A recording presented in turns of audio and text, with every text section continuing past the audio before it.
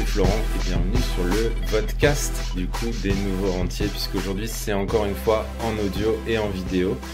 Aujourd'hui on va parler d'un outil tout simple mais terriblement efficace pour gérer tes finances, un bon vieux fichier Excel ou Google Sheet pour suivre tes investissements. Dit comme ça vend pas du rêve, mais reste avec moi, tu vas voir que suivre tes investissements avec un bon vieux tableur Excel, ça peut vraiment faire la différence sur ton parcours vers l'indépendance financière. D'ailleurs, je te pose une question, est-ce que tu sais aujourd'hui exactement où est investi chaque euro de ton patrimoine?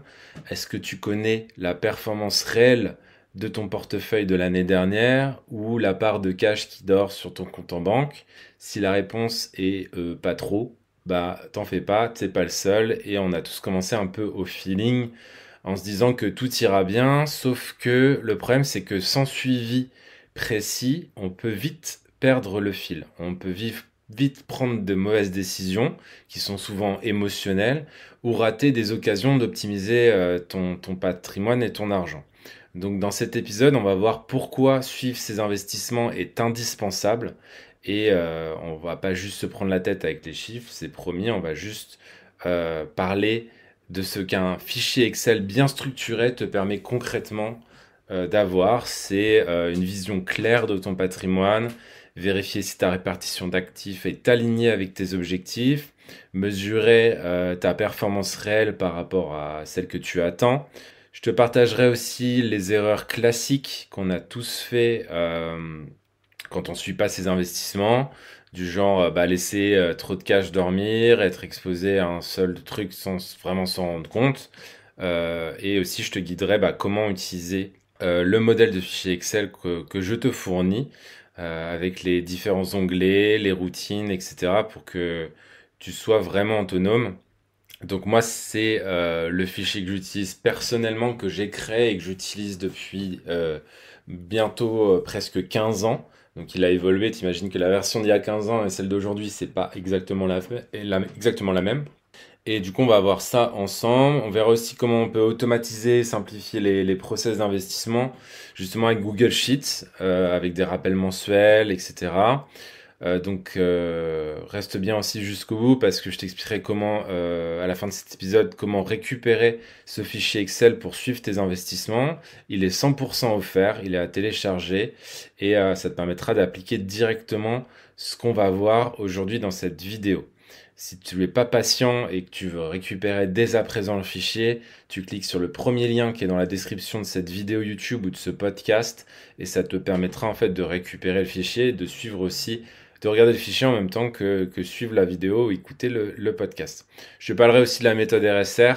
Tu sais, cette stratégie d'investissement qui cartonne pour moi et qui me permet d'obtenir plus de 20% de rendement annuel avec seulement 15 à 30 minutes de gestion par mois.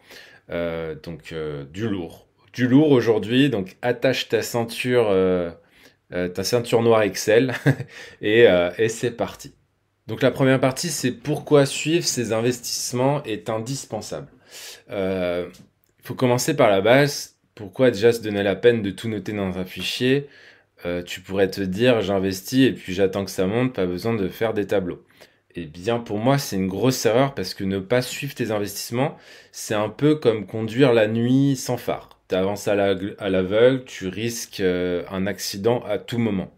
Donc tout d'abord, il y a la psychologie.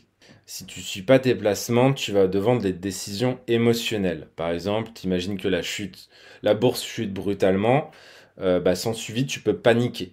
Peut-être tout vendre au pire moment, parce que tu penses avoir perdu une fortune. Alors que peut-être le fichier te dirait, bon bah voilà, t'as perdu tant de pourcents, ça représente tant d'argent, et peut-être que du coup ta décision serait moins émotionnelle. À l'inverse, si le marché flambe, tu pourrais croire que tu es riche et tu pourrais prendre des risques complètement excessifs. Donc un fichier Excel, pour suivre tes investissements, ça va te permettre de te donner une vision réelle de ta situation à date, ce qui t'aide à rester calme, réfléchir avec la tête plutôt qu'avec les tripes. Ensuite, ça t'aide aussi à avoir une vision claire de ton patrimoine global, ça permet de prendre des décisions qui sont rationnelles. On dit souvent d'ailleurs, ce qui ne se mesure pas ne s'améliore pas. Donc si tu mesures pas la performance de tes investissements, comment peux-tu l'améliorer? En notant régulièrement en fait la valeur de tes actifs, tu sais ce qui fonctionne pas. Donc tu peux par exemple constater que ton portefeuille boursier a fait plus 5% sur les 12 derniers mois, pendant que ton assurance vie, par exemple, on a fait que 1%. Sans suivi, en fait, tu peux pas vraiment réaliser qu'il y a un décrochage et tu n'auras pas pu prendre de décision de réajuster tes placements. Donc il y a ça aussi à prendre en compte sur le suivi qu'on peut faire avec un fichier Excel. Un dernier point aussi, c'est qu'il y a la question de la mémoire et de la clarté. Personne n'a une mémoire parfaite de tous ses comptes et investissements. Donc tu peux facilement oublier un vieux PL qui traîne quelque part, sous-estimer combien de cash tu as vraiment de côté. Donc en mettant en fait tout ça dans un fichier, tu sais exactement où en est ton argent et où et sur quel support elle est. Donc c'est quand même ultra assurant. Ça évite de mauvaises surprises, de dire ah tiens j'avais oublié que j'avais emprunté 5000 euros à mon oncle, par exemple. Et tout est écrit en fait. Et si tu regardes ça une fois par mois, tu sauras exactement quoi faire. Donc pour moi, vraiment suivre tes investissements, c'est indispensable si tu veux rester maître du jeu de la bourse et de l'investissement à long terme. Donc c'est toi qui contrôles ton argent et c'est pas l'inverse. Tu gagnes en sécurité, finis le stress de se demander où j'en suis, en efficacité parce que tu peux ajuster ta stratégie en connaissance de cause et une fois que tu auras pris l'habitude d'utiliser ton fichier Excel et de suivre tes investissements chaque mois, tu pourras plus t'en passer. Moi, c'est un peu comme si je jouais euh, au Monopoly un petit peu tous les mois et ça sera ton petit rituel pour piloter tes finances vraiment comme un professionnel le ferait. Donc, important de suivre tout ça. Donc concrètement, ce qu'un fichier Excel bien structuré permet de faire. On va voir ce que ça peut t'apporter finalement au quotidien. En fait, moi je vois ça comme un tableau de bord pour ton patrimoine. Au lieu en fait d'avoir des infos éparpillées, tu as un bout sur ton appli bancaire, tu as un bout sur ton courtier en bourse, tu as un bout dans ta tête. Là, en fait, tu as tout au même endroit présenté de façon claire. Donc ça te donne une vision globale de ton patrimoine. D'un seul coup d'œil, tu vois la valeur totale de ton patrimoine et sa composition. Par exemple, tu peux te rendre compte que tu as, je sais pas, 100 000 euros, dont 50 000 euros en bourse, 30 000 euros en immobilier, peut-être des SCPI, 15 000 euros d'assurance vie en fonds en euros et 5 000 euros sur ton livret bancaire, par exemple. Donc ça, c'est la photo à ton instant T. Ça te permet d'avoir une vision globale. C'est hyper important parce qu'il y a beaucoup de gens qui savent pas en fait exactement combien ils ont et où. Avec un fichier, t'as pas d'excuse, tu sais exactement comment c'est foutu. Donc ça, c'est le premier bénéfice concret d'avoir un fichier. Deuxième intérêt, c'est que on peut regarder la répartition cible et la répartition actuelle. Un bon fichier te permet en fait de définir ton allocation cible de tes investissements et de comparer en temps réel avec ce que tu as réellement. Par exemple, tu t'étais fixé comme objectif d'avoir 60% d'actions, 20% d'immobilier et 20% d'obligations. Et ton tableau, en fait, il va te calculer ta répartition actuelle. Et là, tu réalises que, en fait, tu as 75% d'actions, 15% d'IMO et 10% d'obligations. Donc, en fait, grâce à ce suivi, tu vois exactement comment tu es déséquilibré par rapport à tes plans et ta stratégie d'investissement. C'est un peu comme un GPS qui te dit recalcule l'itinéraire. Si tu t'éloignes trop de la route en fait. Donc ça, c'est aussi un point hyper important, notamment sur la partie stratégique de l'investissement en bourse long terme. Un autre bénéfice, ça va être de suivre la performance réelle vs la performance attendue. Tu peux suivre en fait avec un bon fichier comme celui que je vais te montrer tout à l'heure, tu as la performance de ton portefeuille et tu sais donc, globalement combien tu gagnes tous les mois, tous les trimestres, tous les ans. Et tu vas pouvoir te comparer à un objectif que tu te serais fixé ou à un indice de référence comme, je sais pas, le CAC 40 ou le SP 500. Je te donne un exemple, si tu visais 8% de rendement annualisé et puis qu'en rentrant tes données, tu vois qu'en fait, tu es autour de 5% annuel, ça te donne un signal d'analyser pourquoi. Pourquoi tu as que 5%? Est-ce que c'est parce que tu as trop de cash qui rapporte rien? Est-ce que parce que c'est une des poches d'investissement que tu as qui a sous-performé? Par exemple, les cryptos ont plombé la performance cette année. Ou au contraire, si tu dépasses ton objectif, tu pourras te dire, bah voilà, ça y est, j'ai dépassé mes 8 à 10% annuels, donc c'est super, c'est un bon point et ça veut dire que je vais dans la bonne direction. Donc moi, c'est comme ça, notamment que j'ai réussi à passer d'un rendement de 3-4% à dépasser les 20% annuels avec ce suivi. Parce que le problème, c'est que si tu le suis pas, tu sais pas combien tu fais. Et si tu sais pas combien tu fais, tu peux pas ajuster, en fait. Un autre avantage, c'est de suivre les flux et notamment les progrès. Donc, le fichier que je vais te montrer, bah, ça te permet de t'aider à distinguer en fait de s'il vient de tes apports personnels, parce que souvent en fait les courtiers en ligne ils vont te calculer des pourcentages, mais c'est biaisé parce que des fois ça prend en compte. euh, Par exemple, tu as versé 5 000 € sur le compte et puis ils vont me prendre comme si c'était du bénéfice ou de la perte. Alors qu'en fait, c'est juste de l'apport en trésorerie.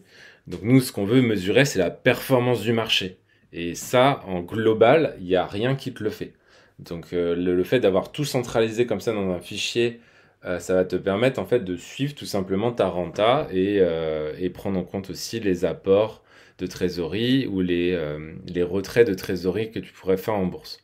Par exemple, si ton patrimoine passe de 100 000 à 110 000 en un an, est-ce que c'est parce que tu as épargné 10 000 que tu as mis de côté et que tu as rajouté?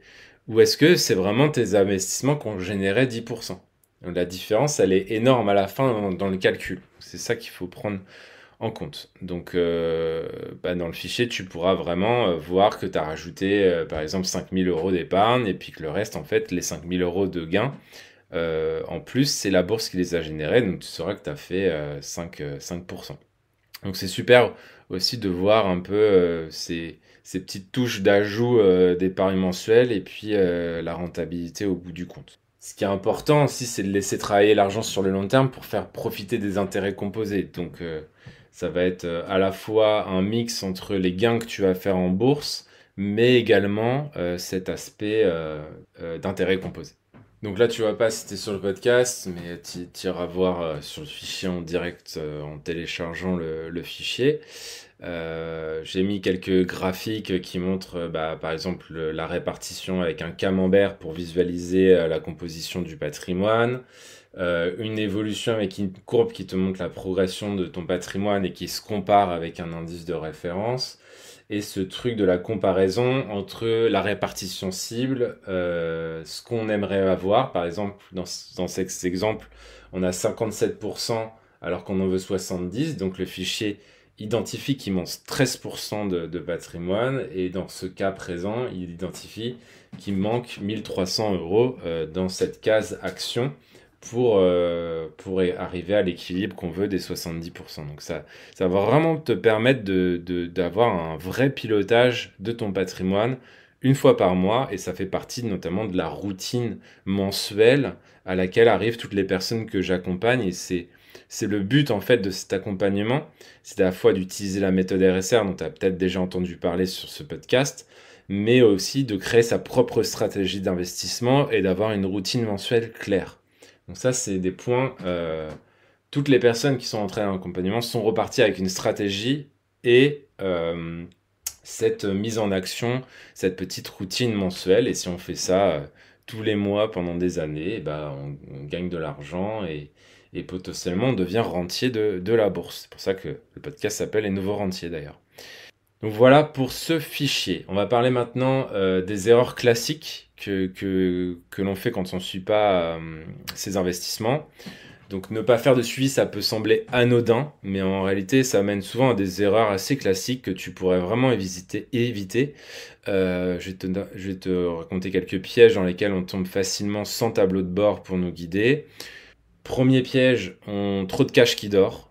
Donc ça, c'est probablement l'erreur numéro 1. On laisse de l'argent stagner sur un compte courant, sur un livret A, par flemme ou par oubli d'investir.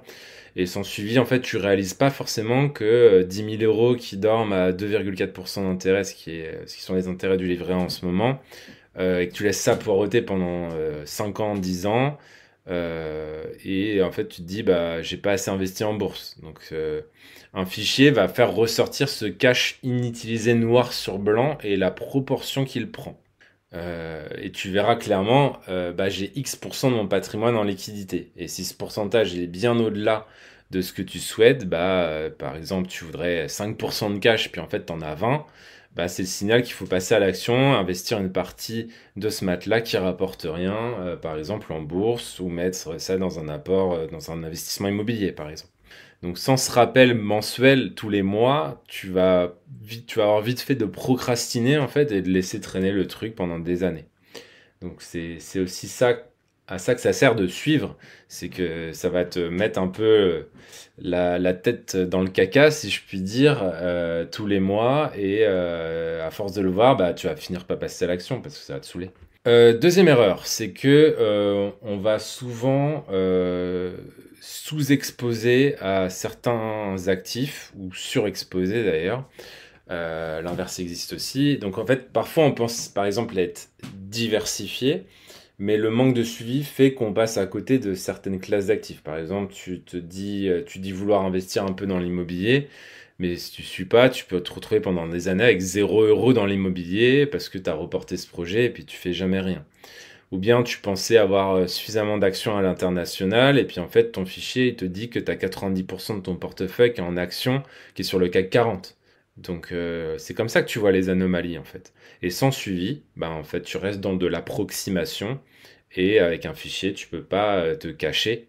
Tu peux pas cacher la réalité, c'est écrit noir sur blanc. À l'inverse, la surexposition, c'est souvent involontaire, hein. Tu peux t'en rendre compte.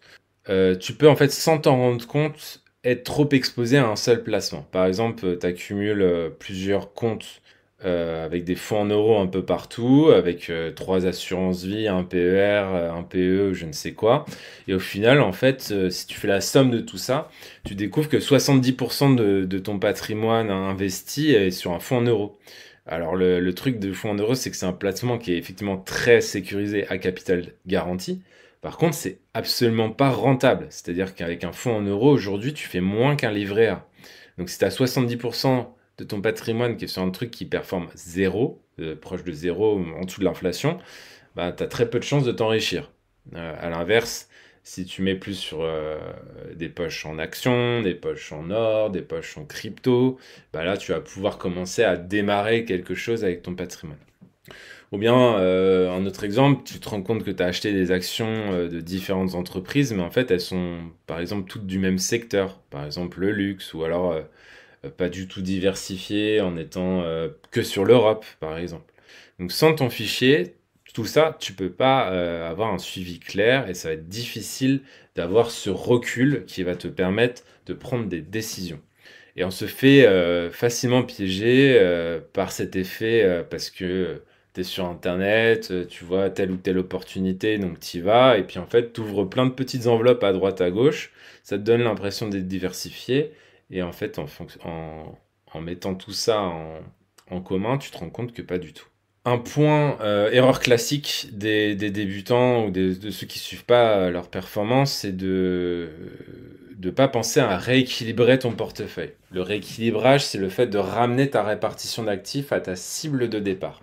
Par exemple, si les actions, elles ont beaucoup monté, elles vont peut-être passer, je sais pas, de 50% à 60% dans ton portefeuille global, et ça peut être trop par rapport à ton profil de risque. Si ton objectif c'est d'avoir 50%, et à la fin de l'année, si tu en as 60, et tu vas pouvoir rééquilibrer. Si tu sais que tu as 60, si tu suis pas et que tu sais pas, tu vas pas pouvoir rééquilibrer. Donc ça, c'est aussi ce que te permet de faire un bon fichier Excel, c'est de pouvoir faire des rééquilibrages au moins annuels. Et ça t'évitera aussi, ça te permettra de provisionner tes gains et d'anticiper de prochaines crises. Et l'équilibrage, sur les analyses que j'ai pu faire en tout cas, améliore considérablement le risque et le rendement. Donc voilà, intéressant et primordial même de faire des équilibrages au moins à l'année. Moi, je recommande pas en dessous de l'année. Une fois par an, c'est bien. Franchement, les différents calculs et backtests que j'ai pu faire montrent qu'un équilibrage annuel, c'est amplement suffisant pour avoir des bonnes performances. Dernier point qu'on ne suit pas en général, c'est d'ignorer l'impact des frais des mauvais choix qu'on peut faire. Donc par exemple, si tu as une assurance vie avec 3% de frais annuels, mais tu calcules jamais la performance nette, bah tu réaliseras pas que en fait tu perds de l'argent par rapport au marché. Encore une fois, c'est en te comparant au marché que tu vas voir aussi si tu es dans la bonne direction ou pas. Donc un suivi assez attentif. On ne parle pas de regarder tous les jours, hein, encore une fois, on parle de regarder une fois par mois. Ça te mettra en lumière ce genre de fuite dans ton rendement. Et la même chose, par exemple, pour un investissement locatif qui te rapporte moins que prévu à cause des charges, etc. Si tu fais pas tes comptes à l'année, tu pourras te dire que en fait ça passe, ça va, alors qu'en réalité le rendement il est très décevant et tu devrais peut-être vendre ce bien immobilier. Donc je te rassure, on a tous commis une ou plusieurs ou toutes ces erreurs. Moi le premier, j'ai laissé beaucoup trop de cash de côté à une époque en me disant que j'attendais un peu le bon moment ou voilà, j'avais besoin de mon matelas de sécurité, mais en fait mon matelas de sécurité il a été là pendant 10 ans et c'était autant d'intérêts composés, j'ai presque jamais tapé dedans et c'est autant d'intérêts composés qui n'ont pas travaillé pour moi finalement pendant 10 ans. Donc, c'est ça la bonne question qu'il faut se poser aussi par rapport au matelas de sécurité. Moi, ce que je dis souvent à mes élèves, c'est pense à ce qui peut t'arriver de pire. Changement d'une voiture, changement de certains gros électroménagers, changement d'une toiture, frais de ravalement en copro. Voilà, essaye de créer, d'estimer le budget si il se passe le pire. Tu mets ça de côté et après le reste tu peux potentiellement l'investir. Après, c'est aussi un montant avec lequel toi tu es confortable et tu dors bien la nuit. Donc on a tous des montants différents. Moi je le vois pas en montant en valeur absolue, je le vois en pourcentage de mon patrimoine net. Donc moi je laisse entre 4 et 7% de mon patrimoine net en livret, en cash accessible. Donc ça peut être sur des livrets A, mais aujourd'hui mon PEA il a plus de 5 ans, donc ça reste aussi du cash accessible. Donc je dépasse largement cette somme-là finalement. Donc voilà, maintenant qu'on a vu, j'ai essayé de te montrer, te convaincre de l'utilité de la chose. On va voir comment passer à l'action avec le fameux fichier Excel. Pas de panique, hein, si t'es pas un pro d'Excel, le modèle que je te fournis, il est déjà tout prêt. Tu as juste à le télécharger et l'ouvrir sur soit Excel, soit Google Sheet. Et tu auras juste à enregistrer tes données et te laisser guider pas à pas dans ces différents onglets que je vais te présenter. Donc si tu es en vidéo, bah, tu as juste à suivre la vidéo. Si tu es en audio, je vais te guider au maximum pour que tu puisses. Donc voilà, on se retrouve dans le fichier Excel. Donc première étape pour toi, ça va être de renseigner tes investissements. Donc quand tu verras, tu ouvriras le fichier, tu verras un onglet principal qui s'appelle Bilan patrimoine avec plusieurs autres onglets supplémentaires. Le bilan patrimoine, ça va être peut-être ce qui va te prendre le plus de temps au début.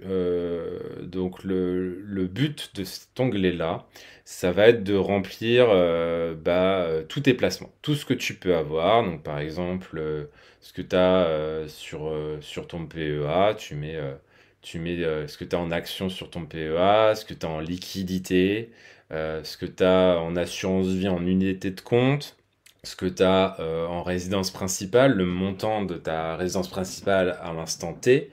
Si tu as un investissement locatif, bah, sa valeur aussi. Si tu as de l'or, bah, tu peux le mettre aussi. Les obligations, les fonds en euros, les PEE, les livrets A, LTD, PEL, CEL, liquidité, crypto, vin, art, voiture de luxe. Voilà, tu mets tout. Tu mets tout ce que tu as dans cet onglet-là. Au préalable, je te l'ai pas dit, mais faut faire une copie parce que ça, c'est un modèle dont je suis propriétaire. Donc, il faut aller dans Fichier, Fichier, créer une copie. Voilà. Et puis après, tu copies ça dans ton Drive si tu es sur Google Sheet ou alors tu fais Fichier, télécharger et là, tu télécharges en fichier Excel. J'avais oublié de te préciser ça. Mais tu pourras pas modifier directement sur ce modèle parce que c'est un modèle et je suis propriétaire. Donc si tout le monde fait ça, en fait, il y aura un mix des datas de tout le monde. Donc tu comprends bien que tu es obligé de télécharger le truc pour faire quelque chose avec. Ensuite, on a l'onglet BP Bourse. L'onglet BP Bourse, il est là pour faire un zoom sur les actifs sur lesquels tu as la main et voir comment on peut répartir ton patrimoine pour que ça colle à ce que tu veux vraiment. Donc il va prendre les données que tu as déjà rentrées dans l'onglet d'avant, il va calculer automatiquement la part de chaque classe d'actifs. Tu peux trouver un camembert par exemple avec 70%, là c'est une répartition type que j'ai utilisée pendant des années. 70% d'actions, 10% de matières premières, 10% d'obligations et 10% de crypto et zéro de cash. Donc ça, on est sur la partie sur laquelle tu as la main. Et puis on se rend compte qu'en fait, bah là actuellement, en tout cas la personne fictive, appelons-le Jean-Marc, appelons-le Jean-Marc, tu te rends compte qu'il a 80% d'actions au lieu de 70, qu'il a 7% d'or alors qu'il en veut 10, enfin il n'y a rien qui va. Il a 1% d'obligations alors qu'il en veut 10, il a 6% de crypto, donc le fichier lui dit instantanément que ça va pas et où et comment rééquilibrer l'argent en fait. Donc d'un coup d'œil en fait tu vois si ça match ou pas entre la répartition cible que tu veux et la répartition actuelle que tu as. Euh, donc ça va te permettre vraiment d'être dans le détail de ta stratégie, ce que tu veux faire et là où tu en es aujourd'hui. Ensuite, on a l'onglet Performance Bourse. Donc c'est ici que la magie opère sur le suivi de tes gains. Tu verras un tableau en fait avec la date du jour, la valorisation totale de ton patrimoine, et le fichier va te calculer en fait automatiquement la performance mois après mois, année après année, et il va pouvoir aussi se comparer. Euh, donc là, tu vois pas si tu es sur un podcast, mais il y a une courbe bleue et une courbe rouge. La courbe bleue, ça va être la tienne. La rouge, ça va être ici un indice de référence qui était Carmignac Investissement, avec lequel je me suis beaucoup comparé au tout début. Et tu vas pouvoir voir ce que fait le fonds et ce que toi tu fais, ton drawdown, donc ta perte max de ton portefeuille, ton risque max, le risque max du fonds et voir si tu arrives à dépasser ou pas la performance de ton fonds ou de ton indice de référence. Donc ça permettra d'obtenir en fait ce fameux TRI annualisé, c'est ce qu'on appelle le taux de rendement interne, et ça va te permettre en fait de calculer tout simplement ton rendement annualisé. Et ça, il y a très peu de personnes, crois-moi, qui le font. Et si tu le fais pas, tu sais pas où tu vas, tu sais pas quelle performance tu vas avoir, et tu sais pas comment ajuster en fait, parce que tu n'as pas de vision claire de ce que tu fais. Et c'est là où le fichier est pour moi primordial dans un investissement en bourse. Voilà pour cet onglet-là. Et puis après, il y a d'autres onglets que je te laisserai découvrir par toi-même. Mais j'ai plus récemment mis un petit onglet qui s'appelle Checklist mensuelle. Donc cette checklist mensuelle, c'est toutes les tâches que tu vas pouvoir faire tous les mois. C'est ta routine en fait mensuelle qui va tenir entre 15 et 30 minutes par mois et qui va te permettre de suivre ta performance en bourse. Donc comment on fait ça? Tu suis les étapes en fait. Donc les premières étapes, ça va être souvent de mettre la valeur à jour de tes comptes. Donc je te montrerai plus tard qu'on peut en plus récupérer la plupart des trucs de manière automatique. Donc tu n'auras pas forcément à le faire manuellement. Ensuite, ça va être de mettre à jour ce que tu veux mettre, ce que tu veux investir ce mois-ci. Par exemple, je sais pas, 1000 euros. Et puis le fichier va te dire où il manque l'argent et où il faut mettre l'argent. Donc là, dans cet exemple, on voit que Jean-Marc, il a beaucoup trop d'actions, il n'a pas du tout assez d'obligations. Donc ces 1000 euros vont sûrement partir sur les obligations d'État pour passer de 400 euros à 1400 euros et remplumer un petit peu cette partie-là. Ensuite, une fois que tu as fait ça, tu remets donc tes 1000 euros, ils vont passer ici. Tu vas remettre à 0 ici. Et puis, ça te permettra de mettre une nouvelle date, de mettre que tu as rajouté 1000 euros et la nouvelle valeur de ton portefeuille. Tu peux aussi te noter un petit commentaire pour savoir un petit peu ton ressenti, ce que tu as fait ce mois-ci, etc. Ça va être comme un petit journal qui plus tard pourra te servir pour voir un petit peu les décisions que tu as prises et prendre un petit peu de recul par rapport à ça aussi. Donc cette routine mensuelle, bah, tu vas la peaufiner avec le temps. Mais l'onglet, c'est là pour te rappeler un peu l'essentiel et que ça devienne un peu une habitude. Parce qu'au début, bah, tu vas un peu patauger et tu vas pas trop savoir comment faire, quoi. Donc l'idée, c'est qu'en 15-30 minutes par mois maxi, tu as fait le tour et que bah, tu n'en entends plus parler pendant un mois. Et franchement, 15 minutes pour piloter des dizaines ou des centaines de milliers d'euros, je pense que c'est un bon deal pour obtenir après des performances qui vont dépasser potentiellement même les 20% si tu utilises la méthode RSR. Une autre astuce que je voulais te montrer un petit peu pour automatiser ce fichier, parce qu'on est en 2025 et du coup on peut quand même moderniser un peu le fichier Excel de 2010, quoi. On est en 2025, on peut faire un petit peu plus de choses. Notamment sur cette version Google Sheet que je te montre actuellement, que tu pourras prendre sur Internet. L'intérêt, en fait, c'est que du coup, quand ça passe en Google Sheet, déjà, c'est pas un fichier en dur sur ton PC. Donc, tu peux y accéder n'importe où avec ton ordi du boulot, avec ton smartphone, avec ta tablette. À partir du moment où tu as un Wi-Fi, en fait, tu pourras accéder à ton fichier. Donc ça, c'est quand même assez intéressant plutôt que de garder un fichier Excel sur son PC. Et si on te vole ton PC ou il crame, etc., tu perds tout ton fichier. Donc je t'invite vraiment à utiliser un drive par rapport à ça. Donc ça peut être Google Drive ou les drives de Microsoft, je m'en fous, mais le principal, c'est quand même que ça soit sauvegardé. Après, Google Sheet, pour moi, a un gros avantage par rapport à Excel, c'est qu'il y a une fonction qui s'appelle Google Finance. Cette fonction-là, elle est assez magique parce qu'elle te permet en fait de récupérer automatiquement les cours des ETF, de la bourse, etc. Donc comment ça fonctionne? Mais en fait, tu tapes Google Finance par exemple. Google Finance, qu'est-ce que je peux donner? Google Finance MC. Donc tu tapes égal Google Finance entre parenthèses MC dans ton Google Sheet et tu vas instantanément en fait récupérer la valeur de LVMH du moment. Tu peux faire la même chose avec Apple. Donc tu tapes donc Apple, c'est AAPL. Et tu récupéreras le cours d'Apple, mais ça marche aussi pour les ETF. Par exemple, si tu mets Google Finance parenthèse PANX, tu vas récupérer l'ETF d'Amundi qui suit le Nasdaq 100. La même chose avec un ETF MSCI World comme EWLD, le CAC 40. Enfin voilà, tu as des milliers d'ETF et d'actions qui sont référencées sur Google.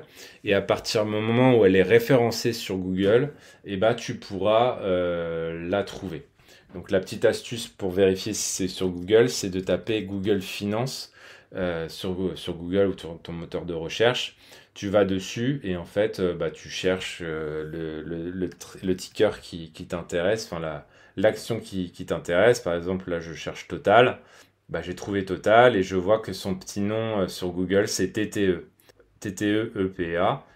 Du coup, et si je tape du coup EPA TTE, ça va nous permettre instantanément de récupérer le cours de Total Energy.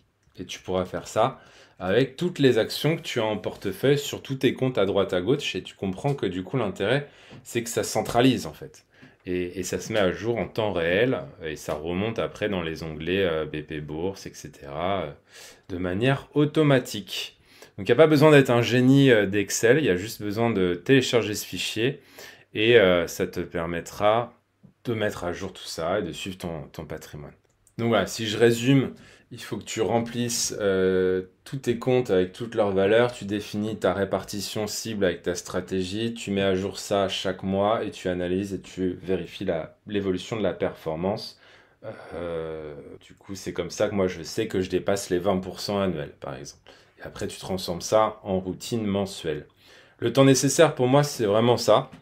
C'est 15 à 30 minutes par mois, peut-être 1 heure ou 2 au début pour configurer la première fois, et puis après c'est à mettre à jour tous les mois, donc 12 mises à jour à l'année. avec une fréquence mensuelle. Donc ensuite, le but, c'est de créer une discipline autour de tout ça, parce que tu peux avoir le meilleur fichier du monde si ça sert à rien, si tu l'ouvres toutes les 36 de mois. Donc pour ça, je te conseille de fixer un rendez-vous. Par exemple, tu marques dans ton agenda tous les premiers dimanches du mois à 10 heures, mise à jour de mon fichier de suivi d'investissement. Tu peux mettre aussi une alerte sur ton smartphone, sur Google Task. Comme ça, en fait, tu peux pas oublier. Moi, j'aime bien Google Task parce qu'en fait, si je fais pas, alors par un agenda, tu vois, le problème de mettre dans un agenda, c'est que si tu le fais pas, bon bah, l'agenda, ça passe, tu vois, puis après tu le vois plus. Si tu fais une Google Task ou n'importe quelle tâche, bah en fait, tant que t'as pas validé la tâche, elle est là. Donc ça t'obligera à un moment, tu te diras, ah, j'en ai marre de voir cette tâche et je vais la faire. Donc moi, c'est vrai que je fonctionne pas mal. Je fonctionne plus en Google Task que en calendrier pur, en fait. Comme ça m'évite d'oublier.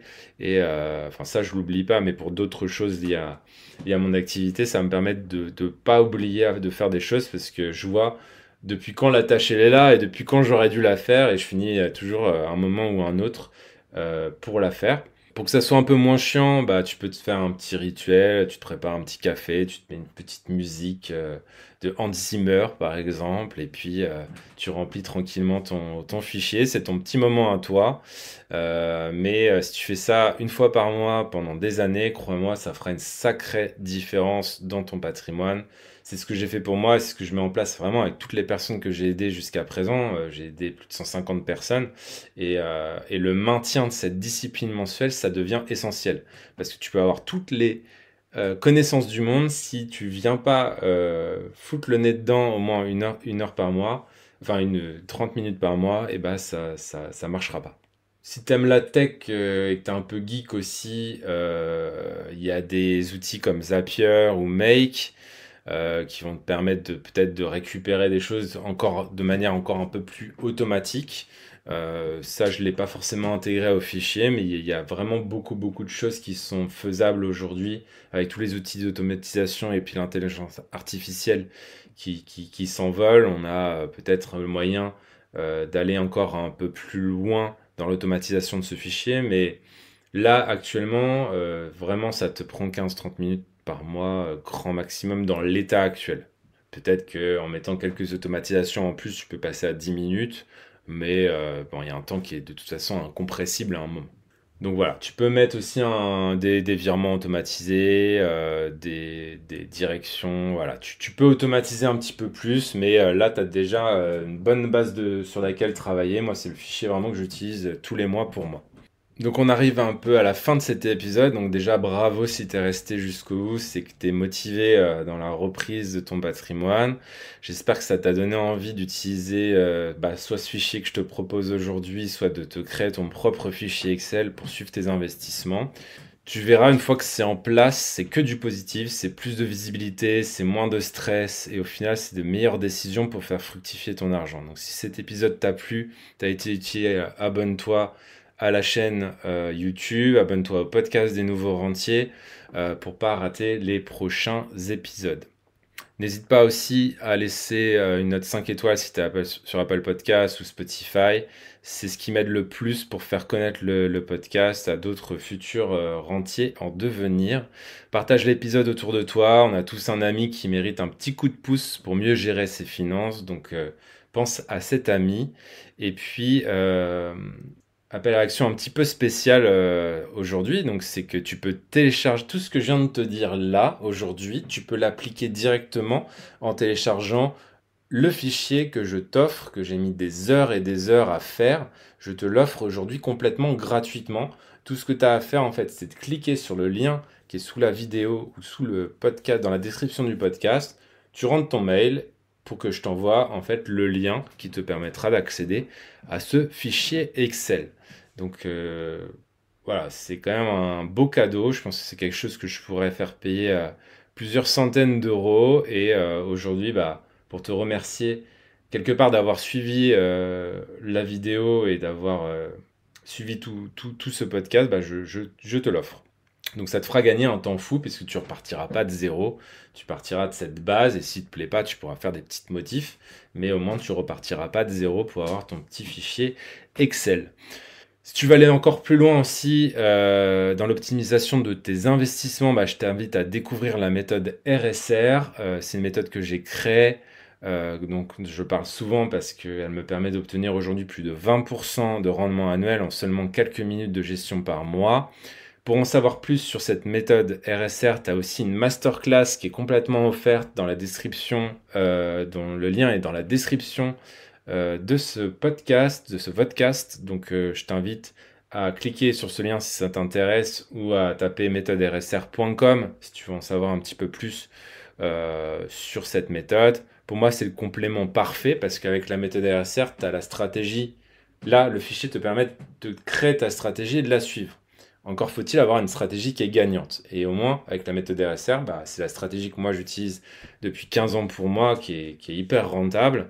Et bah, si tu as le combo fichier plus méthode, et bah, tu peux faire que des bons résultats, ou faire aussi bien que moi en tout cas. Merci, merci d'avoir vu ou écouté jusque-là. Maintenant, c'est à toi de jouer. Télécharge le fichier, jette un coup d'œil à la masterclass si ce n'est pas déjà fait. Mais le plus important surtout, c'est de passer à l'action. Donc, passe à l'action. Tu as passé peut-être une demi-heure, trois quarts d'heure à regarder cette vidéo aujourd'hui. Donc, prochaine étape, c'est pas de passer à la vidéo ou au podcast d'après, mais de prendre un petit temps de pause. Prends la prochaine demi-heure, télécharge le fichier, rentre tes datas dedans, amuse-toi, voir un peu où t'en es, etc. Et mets en application tout ce que tu viens d'apprendre dans cette vidéo aujourd'hui. On se retrouve à très vite pour un nouvel épisode. D'ici là, porte-toi bien et bons investissements. Ciao, ciao, ciao!